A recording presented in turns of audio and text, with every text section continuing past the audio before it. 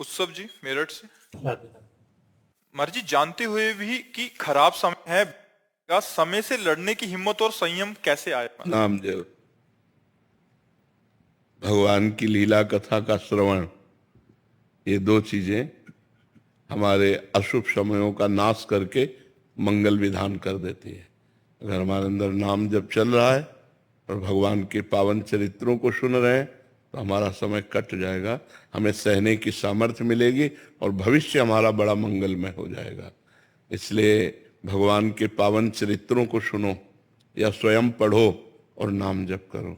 इससे हमारा जो भी विपत्ति है, हरि स्मृति सर्व विपद विमोक्षणम, भगवान का स्मरण समस्त विपत्तियों से बचा लेता है या समस्त विपत्तियों के सहने की सामर्थ्य देता है। दो बात होगी, या विपत्ति ही नष्ट हो जाएगी या विपत्ति के सहने की सामर्थ्य होगी। भगवान बड़े मंगलमय हैं, खूब उनका नाम जप करो, उनके चरित्र सुनो, भगवान की लीला कथा पढ़ो तो उससे मंगल हो जाएगा।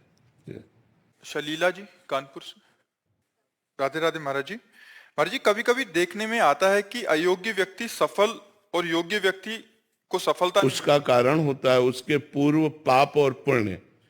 जैसे बहुत पढ़ा लिखा व्यक्ति है, ग्रेजुएट है, माइंडेड भी है, बड़ा प्रवीण है, लेकिन वो असफल है, उसकी डिग्री, उसकी बौद्धिकता किसी काम में नहीं आ रही, क्योंकि उसका पूर्व का प्रारब्ध उसको रौंद रहा है, जो पाप रूपी प्रारब्ध है उसे रौंद रहा है। देखने में आता ना ज्यादा माइंडेड है, ना ज्यादा ग्रेजुएट है, और सफलता ही उसको हाथ लगती चली जा रही। उसका कारण पूर्व का उसके पुण्य है, उसका पुण्य प्रताप है, वो उसको भोगा रहा है, अच्छा अच्छा सफलता प्राप्त करा रहा है। तो पाप और पुण्य के प्रारब्ध से अच्छे व्यक्ति को दुख में भोगते हुए और पापी पुरुष को सुख में देखते हुए ये समाज को भ्रम हो जाता है।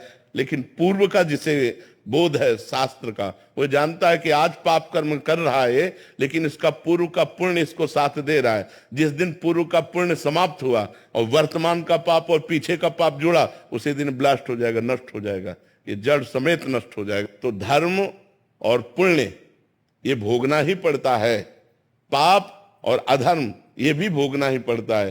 तो इसका धर्म और पुण्य का फल है सुख, शांति, आनंद। पाप का, अधर्म का फल है दुख, अशांति, नाना प्रकार की चिंता, शोक। इसलिए हम धर्म से चले, हम पुण्य कार्य करें, भगवत कार्य करें, जिससे हमें शांति, आनंद और सुख प्राप्त हो सके।